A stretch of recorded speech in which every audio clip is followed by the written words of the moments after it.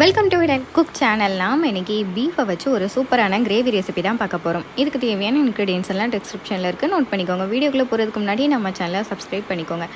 Gravy பண்ணுறதுக்கு first masala ready பண்ணிக்கலாம். அதுக்கு ஒரு மிக்ஸி ஜாரில் 2 டீஸ்பூன் ஜீரகம், 2 டீஸ்பூன் பெருஞ்சீரகம், 2 டீஸ்பூன் பெப்பர், இது கூடவே 5 பூண்டு, 5 துண்டு இஞ்சி, ஒரு 10 காஞ்ச மிளகாய், இது கூடவே 2 பட்டை, 2 கிராம்பு, 2 ஏலக்காய், இது எல்லாத்தையும் சேர்த்துட்டு அரைச்சி எடுத்து வச்சுக்கோங்க.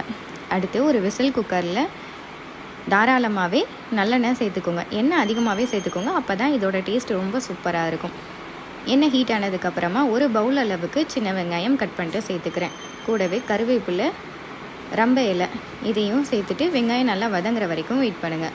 கூடவே 1 டீஸ்பூன் மஞ்சள் தூள், நம்ம அரைச்சி வச்சுருந்த மசாலாவையும் சேர்த்துட்டு தேவையான அளவு உப்பும் சேர்த்துட்டு ஆல்ரெடி வாஷ் பண்ணி வச்சுருந்த 3/4 கிலோ பீஃபையும் இது கூட சேர்த்துக்கிறேன். சேர்த்துட்டு எல்லாத்தையும் நல்லா மிக்ஸ் பண்ணிக்கோங்க.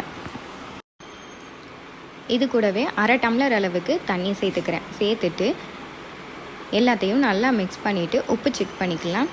உப்பு கம்மியாக இருந்துச்சுன்னா கொஞ்சம் சேர்த்துக்கோங்க. சேர்த்துட்டு குக்கரை மூடிட்டு விசில் போட்டுக்கிறேன்.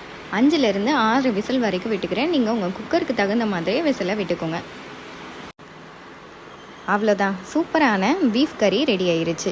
இது கூடவே கொஞ்சமாக மல்லி இலை கட் பண்ணிட்டு சேர்த்திங்கன்னா ரொம்பவே டேஸ்டான பீஃப் கறி ரெடி. இதை நீங்கள் தேங்காய் சாதம், ரசம் சாதம், அது மட்டும் இல்லாமல் பரோட்டா, சப்பாத்தி, தோசை இது கூட வச்சு சாப்பிடும்போது டேஸ்ட் அல்டிமேட்டாக இருக்கும். கண்டிப்பாக நீங்களும் மிஸ் பண்ணிடாமல் ட்ரை பண்ணி பாருங்கள். டேஸ்ட் எப்படி இருந்துச்சுன்னு மறக்காமல் கமெண்டில் சொல்லுங்கள். இந்த ரெசிபி உங்களுக்கு பிடிச்சிருந்துச்சுன்னா வீடியோவுக்கு லைக் பண்ணுங்கள், நம்ம சேனலுக்கு சப்ஸ்கிரைப் பண்ணுங்கள். அப்படியே பக்கத்தில் இருக்க பெல் ஐக்கானை கிளிக் பண்ண மறந்துடாதீங்க. தேங்க்ஸ் ஃபார் வாட்சிங்.